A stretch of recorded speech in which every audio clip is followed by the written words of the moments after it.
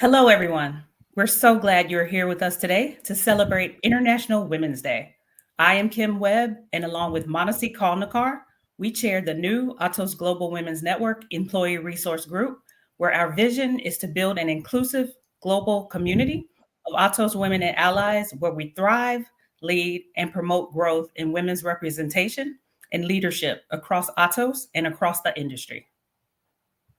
International Women's Day, observed annually on 8th of March, is a global celebration of women's achievements, resilience, and contributions across all fields.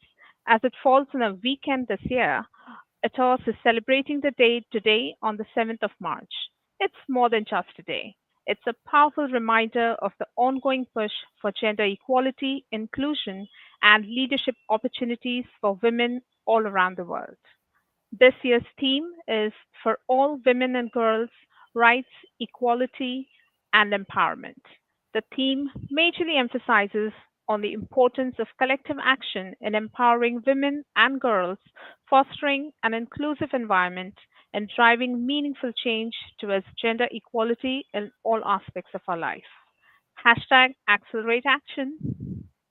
In this session, we are delighted to have Carla de la Vega as our guest speaker. As a best-selling author and international speaker, Carla has made significant strides in amplifying women's voices. Her distinguished background as a former CNN correspondent and contributor to major media outlets like El Mundo has given her a unique platform to highlight women's perspectives and stories. Carla's passion for women's empowerment led to her to found the International Women Empowerment Initiative, EWE. Through her global platform, Carla is dedicated to promoting women's empowerment by creating opportunities for women to share their experiences, receive support, and inspire one another. She has organized numerous events, workshops, and conferences that bring women together from all over the world to connect, learn, and grow.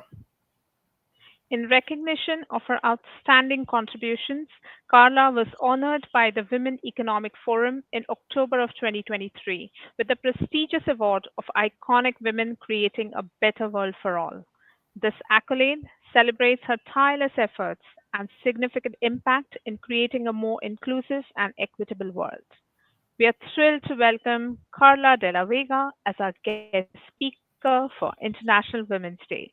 Her dedication and achievements make her an inspiring figure, and we look forward to her insights and the positive influence she will bring us today. Feel free to post your questions in the chat window, and we will have a Q&A segment with Carla at the end of this session. Now, I'd like to pass it over to our esteemed speaker. Carla, over to you. Kim and Manisi, thanks very much for this kind and long introduction of myself, which I really love it. It's truly an honor to celebrate International Women's Day with all of you around the world and with Atos, a company that it does not just talk about women empowerment and inclusion, but as well it's taking action, and to make it really happen. So I'm very glad, I'm very happy to celebrate with you, with all of you, this International Women's Day. But now I want to ask you, to all of you, a question. Have you ever achieved something that you were incredibly proud of? Something that took everything in you only to see it falling apart in an instant? I have. And the first time that it happened to me, it was in Istanbul. It was in Turkey in 2009, where I was the CNN correspondent in the country. I've published my first book. It was done with love and with passion and with blood, a little bit as well. I have been able to put in words all the amazing things that the women from Istanbul, they have shared with me. I was so proud of myself, and my family too. They have even told to every single member of the family what I have achieved. Family and friends, actually. And the cherry of the cake, Do you know what it was? I found a real editor in just less than 2 weeks. And to be honest, everything was ready to push the button. And the button was pushed. And then shame came to me, wiping out all the pride I have felt till the day before. An Istanbul blogger uploaded this outrageous photo montage of myself. My face was bruised like if somebody had punched me several times. Below it was written in the Madrid pickup joint with words like prostitute, a battered women, obsessed. And alongside those words, there were negative comments about my work as a CNN correspondent in Turkey and as a writer. Really, I felt exposed, afraid even to walk in the streets of Istanbul, just in case that guy, that a blogger would find me in the streets of Istanbul. It didn't matter any longer that I was the CNN correspondent, that my book even turned into a bestseller, that I lived in Singapore, in India, in Turkey, that I had worked with the Spanish vice president of the government. None of them mattered.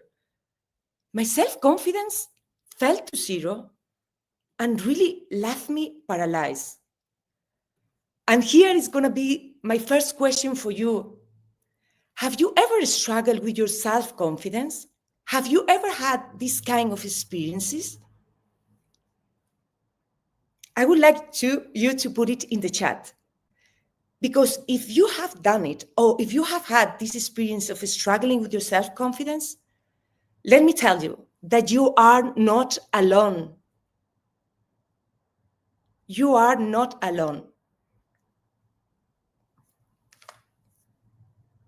So during this dark period where my confidence was down, I embarked in a journey to understand how self-confidence could be nurtured. So I co-founded BPAO, you can see it here, a digital media company to help women with their personal and professional growth. And to be honest, I was helping women, but at the same time, frankly, I was doing it for myself as well. So we consulted more than 100 executive coaches, psychologists, and leading women in US, in Spain, in Italy, in Dubai and Colombia, looking for that, for the holy grail of the self-confidence. We were growing very fast, and little by little, my confidence was coming back. And finally, we reached over 20 million women. To be honest, I couldn't believe it. I was again so proud of myself. But I'm a storyteller. I write books as well. So like in the good books, in the good movies, when everything, all the good stories, when something seems to go very well, again, everything fell apart again. I had differences with my partner on how to run this company. And on the peak, we had to shut it down. Of course, I could have bought her part, but to be honest, I didn't do it because I didn't feel enough confidence to run a business that it was digital just on my own. So we had to close it down. And again, I fell back to rock bottom again for the second time. Well, I'm laughing now, but I didn't laugh then. But at the end, I thought the success of BPAO, and combining it as well with the meetings with all these inspiring women, they really gave me the confidence to come up again with my second book, with Shakti.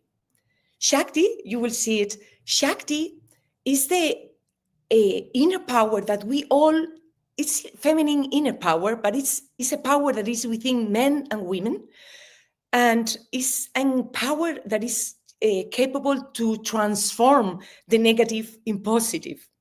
So with this power of Shakti, And the good critics that you will see now in the Vogue magazine, if you can pass to the next slide, with Vogue magazine, with Hello magazine, we had these big presentations that actually we had like even full house. So to be honest, even if I was a little bit still down with my confidence, all this, it gave me really a kick and the power, to instill in me the power to go back to my main purpose, that it was always to empower women, to empower myself, and to empower women to reach their full potential in the workplace. And obviously, finally embracing the digital world. But along all this, I thought, I had this realization. Yes, Carla, women supporting women, obviously, it's very powerful, but it's not enough. Because if we really want to create a lasting change, if we really want to create a big impact in this world, it's not about women with women. It's about bringing men on board, in this conversation, bringing them on board as allies. And not only that, as well, engaging organizations in the process. And then it was exactly why I found it, and you are going to see it now in the next slide. What I founded eWay.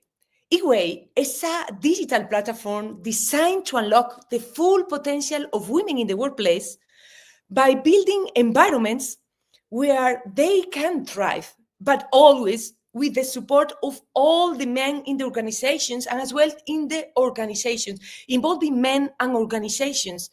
Because I told you before, if we want to rise together, if we want to really build stronger, more profitable organizations, we need to do it as a team.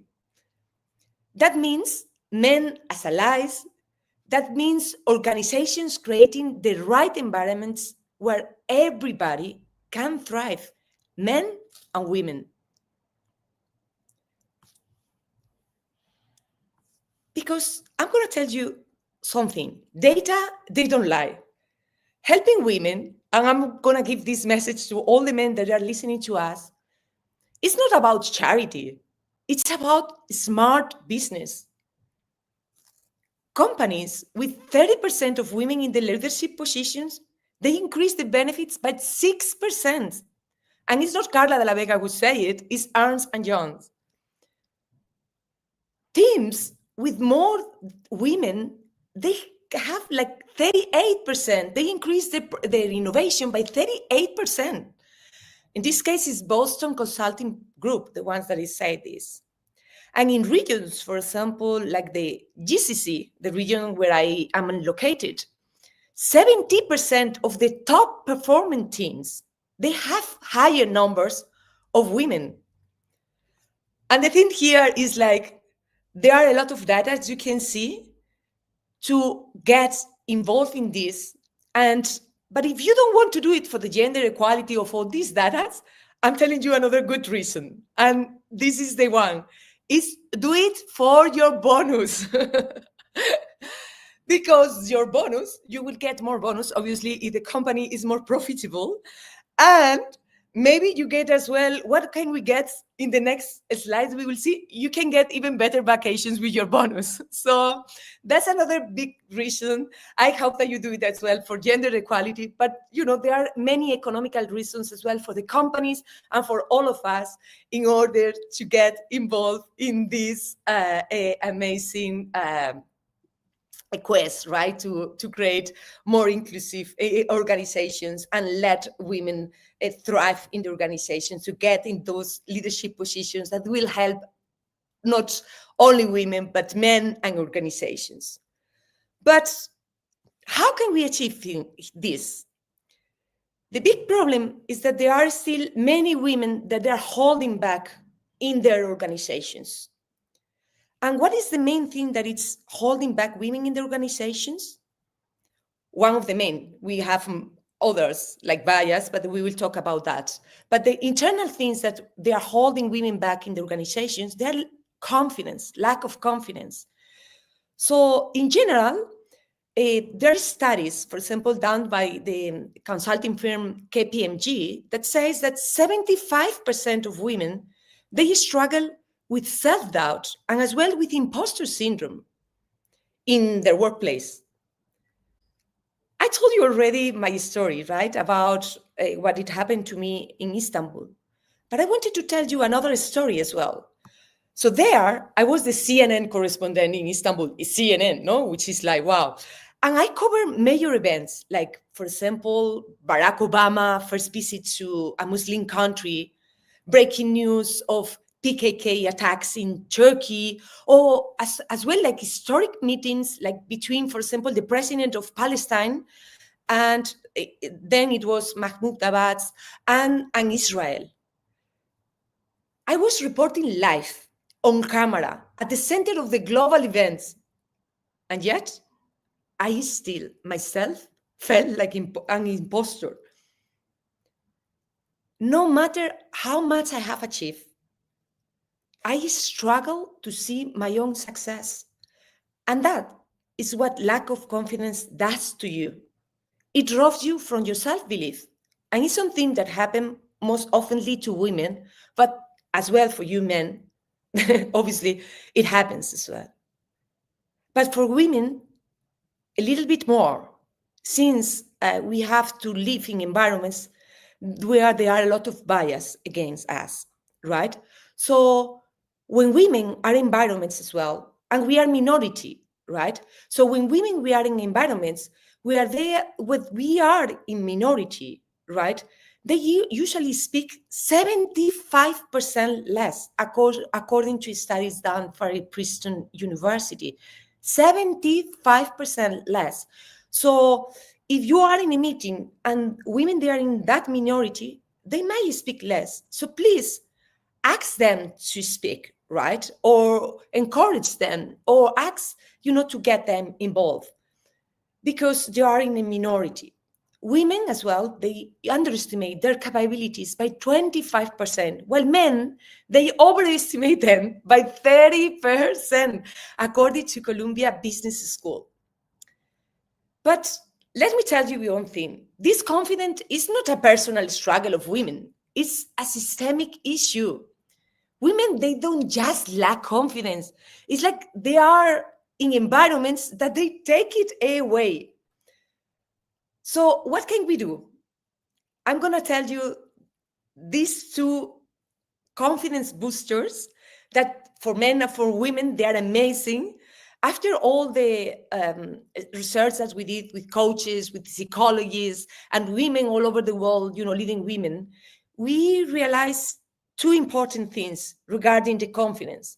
The first thing is like we need to normalize feeling uncomfortable and feeling not confidence at all times. And mostly in this rapid world, where everything is changing so rapidly with AI, all the new things, we're going to feel uncomfortable all the time. And, it's normal. We need to normalize it. So embracing to feel uncomfortable, as I did have you seen this street? The first time that I moved to India, because I live in India, in Singapore, in Turkey, in so many countries. But the first time that I went to India in 2003, I went back to these streets. It's like I felt, I felt, intimidated by then. I didn't feel confident. So it's the same thing that it could happen now with the new technologies that they are changing all the time. And we are not going to be always all the time at the top of the. We are becoming experts every day, by learning new things. Oh, embrace feeling uncomfortable. Embrace it. And do you know the other thing that really builds confidence more than anything? The other thing is taking action. And we are going to see it, action. Taking action, just do it. It's really about having the courage to do things. Actually, confidence comes after. Because even if there are studies by psychologists that even if you make the wrong decisions, they build more confidence making the decision than not making the decision at all. So this movement matters. So my question for you all, men and women, because I know men that you struggle as well, your confidence when you are getting out of your comfort zone, when you get new positions, we all do. So my question for you, men and women, what's gonna be an action that you can take today? And if you wanna put it in your comments, that would be great. One action that you can take today in order to move forward towards what you want to achieve, your targets, business targets, your personal life, wherever. What's going to be your next action? But what I said is like, women, we don't need fixing. Workplaces do. It's not a confidence problem, it's an environment problem. So I want to talk to you, to the men in the room. I know that some of you might be a little bit upset because lately, and it's true, in the late years, it has been like positive discrimination toward us for women, actually. And maybe you have felt a little bit discriminated these days. But let me tell you that it was needed in order to balance that pendulum of inclusion and bring women in the organizations to create organizations that they are more profitable. But it was needed. But you are, without men of, you are the missing piece here in this equation, because you could be the great real allies for women. And I would like, and I encourage you today to create this, drive this change within organizations and become real allies. So I want to tell you the next story, and I want to ask you to step in as allies for the profits of your company, for the innovation of your company, or for your bonus, whatever the reason it is, or for humanity, or for equality. Let me tell you this story that it speaks about allyship. When I climbed the Kilimanjaro, I was very close to the top. If you know it, the top of the Kilimanjaro is 5,895 meters. The air was like very, very thin. And to be honest, I couldn't even breathe properly. And every step, it took me so much effort just to make any step. And to be honest, within me, my body started to say to me, you know, like, Carla, you cannot do it, Carla. Carla, you cannot do it. You cannot anymore. But then something very powerful happened to me. My two guides, these two guys that you see here, Jason and Rosit, men that have climbed this mountain hundreds of times, they didn't pull me up. They didn't carry me, obviously, but they didn't even do the work for me. I have to walk. But they walk beside me. They remind me to breathe. They encourage me when I doubted myself. And I step by step, I made it to the top, next to them. And this is what real allyship looks like. Because maybe in the workplace, you don't need to save women. We don't need to be safe, actually. What we need is you to walk like Rashid beside us, to advocate for us, to believe in our potential, to sponsor us, and to open doors for us. So how can you be a better ally? I'm going to tell you in 30 seconds. It's going to be quick and very quick. So if you're a man, if you see, and mostly if you are in a leadership position, if you see bias at work, because there are many, and we will talk about that, just don't stay silent. Call out bias when you see them. Advocate for women when they are not in the room. Speak up. It's about publicly recognizing their work, backing their ideas in meetings. Third thing that you can do, sponsor women if you are in a leadership position. It's not just mentoring, it's opening doors for them. And make sure that the hiring and promotion process are truly fair. Because did you know that if you change, for example, the women's name on a CV and you put a man's name, she will be 60% more likely to be hired just by changing the name from a woman to a man. And here is another very shocking fact. Women are hired based on the past achievements, while men, you are hired based on the potential. So let's try to change that, because leadership isn't about feeling guilt or feeling sorry, or it's about just taking action and being responsible and knowing that there are biases hindering the progress in the workplaces, and just to challenge them. Because we're going to see it, but we will see it in the next slide, because there are bias all over the world, actually.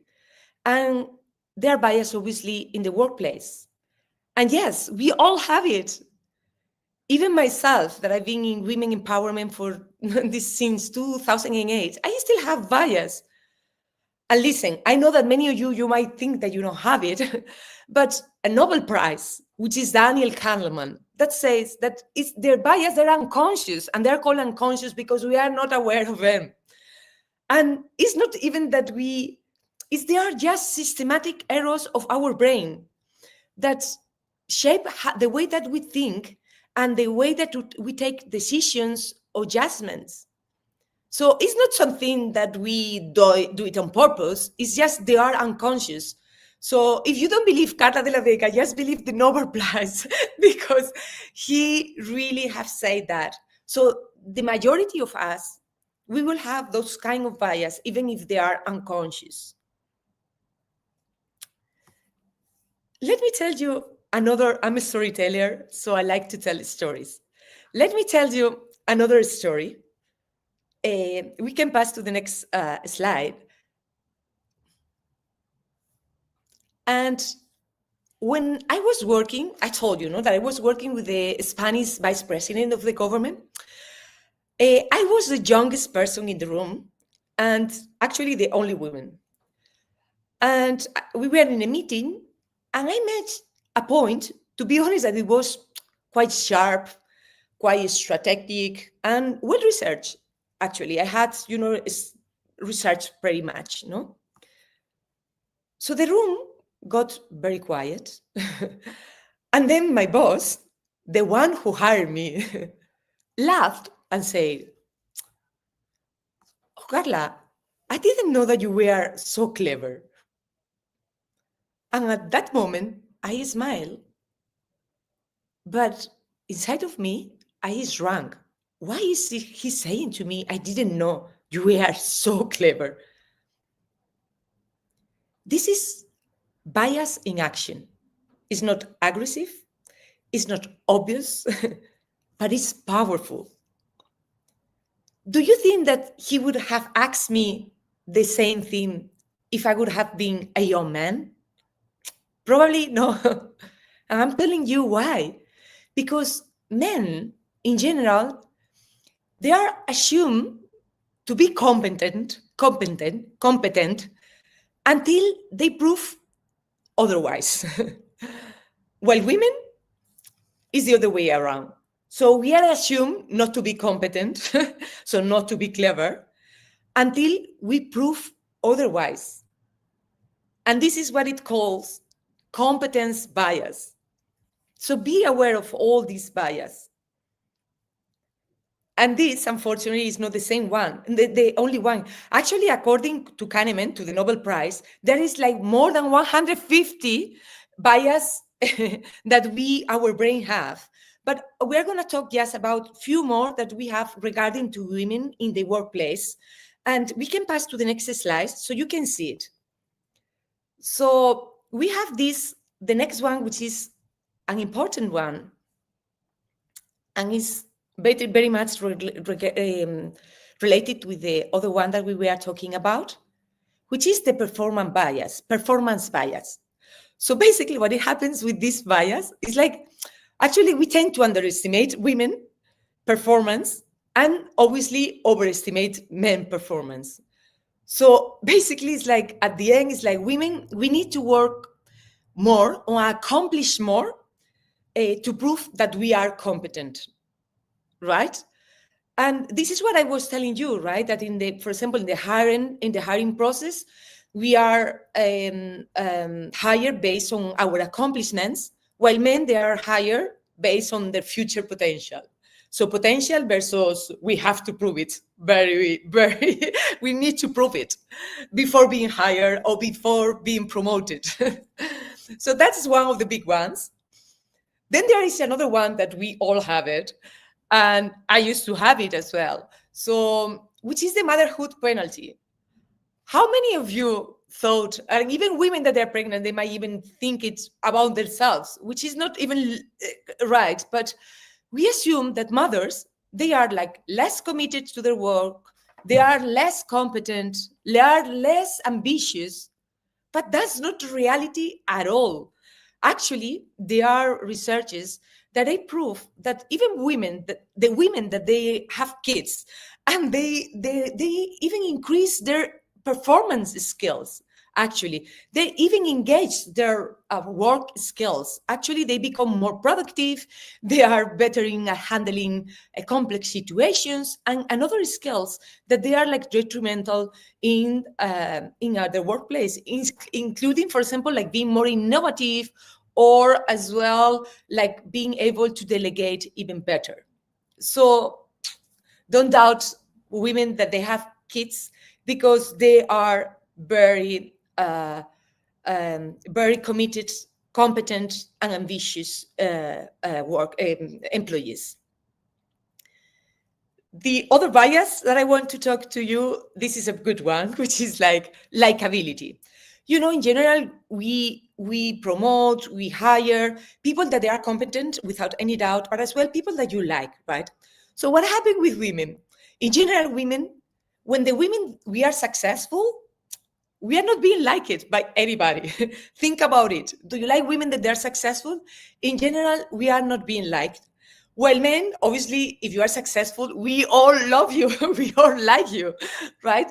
So this is the opposite for women. So that's obviously hinders the career of the women in the workplace. And I'm going to tell you just the last one. I don't want to get into too many details, but this one is very, very good. And it's called double binding. It's a strange word, but you are going to understand it now because it's very easy. What do you think about women that they are very assertive, or they are a little bit aggressive? You think that they are bossy, right? We all think, the majority of us think. And then if the women, if they are like a little bit, they are too empathetic or a little bit emotional, so then we believe that they are not like good leaders, right? So it doesn't matter if they are too assertive or aggressive, they are not good leaders because they are bossy. And they are empathetic or emotional, they are too weak, so then they cannot be leaders. So either way, we cannot be leaders, right? So this is about the ways, the new ways of that we have of leadership, that they are not required of those things. So just make sure that you are aware of all these bias and then challenge them. Be aware of the bias and always challenge them, because it's the only way that we can move forward.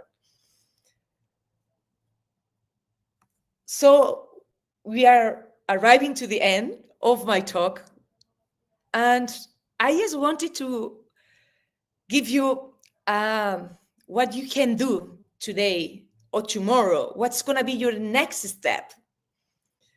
So if you're a woman, take one bold action this week at work. apply for that promotion that you were doubting if you apply or not. Speak up in the meeting if you were doubting it. Put yourself forward, be visible. And if you are a man and you are a leader, commit to one act. Well, a leader or not a leader, if you are a man, commit to one act of allyship. Advocate for a woman. Amplify her voice and open a door. That's important. Not just mentor, but open doors.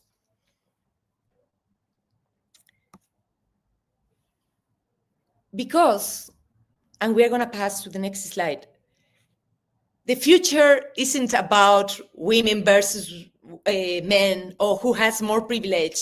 No, it's not about that.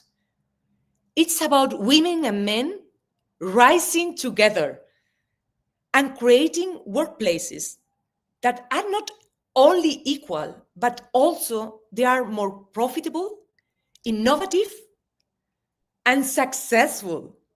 So who is in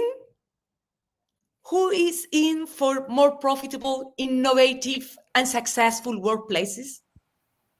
We're in, We're Carla. in, Carla.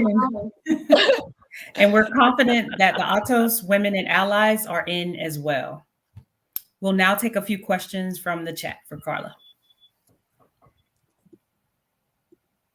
So I hope all of you are in, and let's have get those questions rolling on. Okay, so we have one question.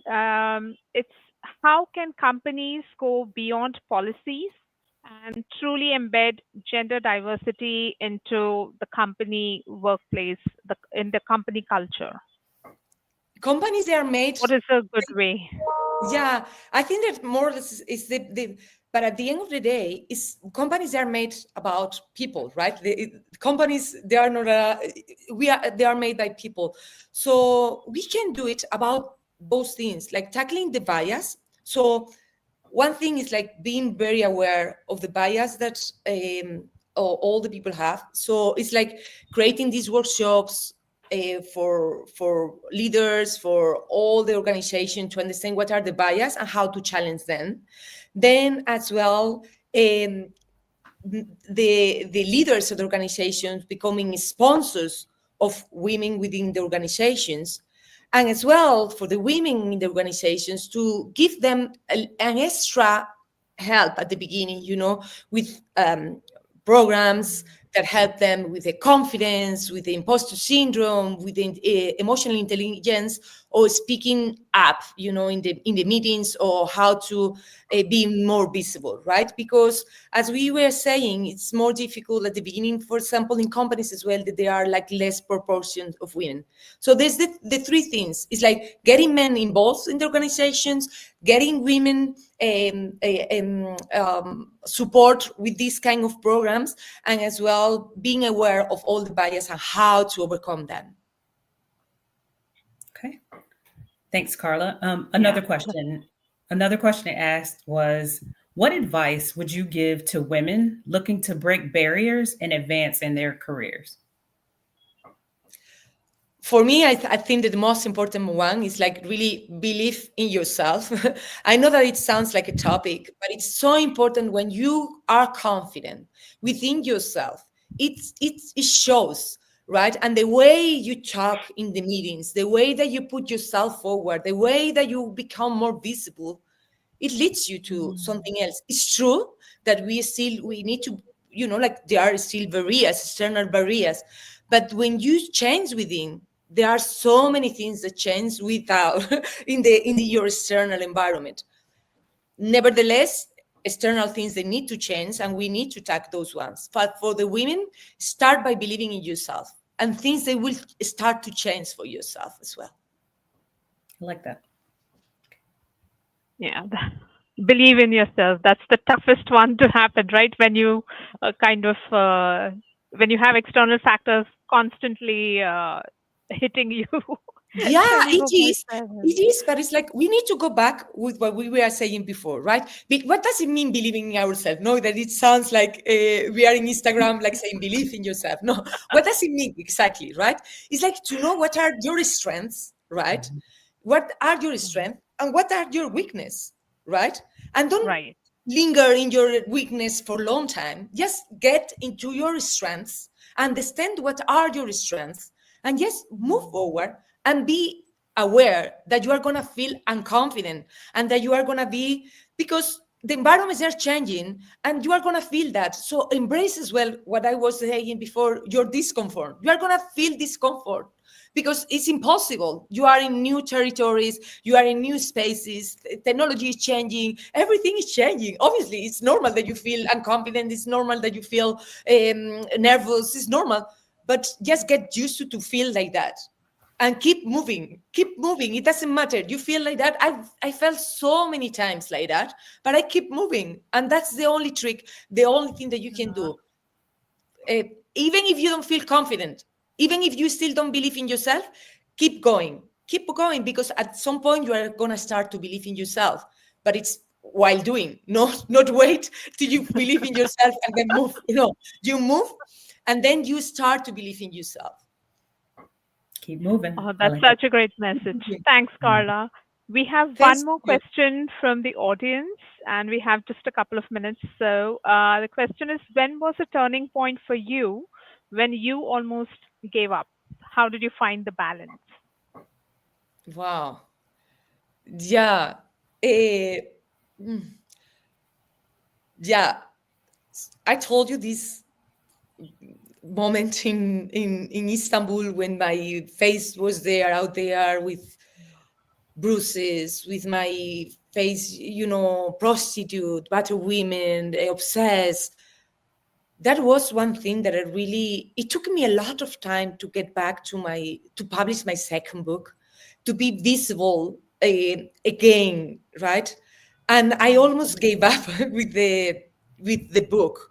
It took me 8 years to go back and publish that book. And I was like all the time, like changing and revising the book. And but I didn't give up, and I felt that I would do it. But you just have to keep going, like I keep going in the Kilimanjaro, like I keep going as well with E-Way, like I can keep going with all the projects that I have done, because it's the only way to go. It's just keep going, and then things will change. So maybe you will have up downs like I had, like for example Bipao, the fair company that I had, because these problems that I have with my this difference of views that I have with my partner, we have to close it down. But now I have a way. So it's always there is always a way to go. And even if when you feel this despair, you always have to think that maybe this is something that I have to learn, and then from this I'm gonna make it stronger. Because if I wouldn't have had Bipao, if Bipao wouldn't have failed at the end, I wouldn't have built a way that includes men and organizations. And to be honest, I'm more comfortable with it, because I love women for women, but I don't think that is the way forward. It's like we should rise together and we should be together. So I'm happy that at the end of the day, it was a failure, and I had to go through this darkness period of my life in order to get this thing that it's much better than what I had before. I like that. So just keep going, even when it gets dark or you feel like you're failing. Just keep going. Hmm. Yeah, I like it. definitely a powerful message. Yes. Yeah. Okay. Thanks, Carla. Thank you, Thanks to Carla. you. Thanks for the opportunity to share with you all, and for all the work that you are doing as well within Atos. And I know that it's a company as well that is putting much effort in creating more inclusive and as well workplaces for all us, for women, for to thrive, right? So thanks as well for this opportunity to share with you and with all your big audience all over the world. It has been great. Thank you. So we'd like to extend our sincere gratitude to Carla again for her profound and insightful discourse on women's empowerment. Let us embrace her message to keep going and diligently promote the empowerment of women in our daily lives, at work, and within our communities. Thank you all for your time and your participation. For our internal Autos group, we will continue to celebrate International Women's Day today with a panel discussion and a workshop later. Thank you again, Carla. Loved your message. Thanks, everyone. Thanks, Modesty. Thank you, Carla. Thanks, Take care. Kimberly. Thank See you, you next week. everyone. Okay, thank you.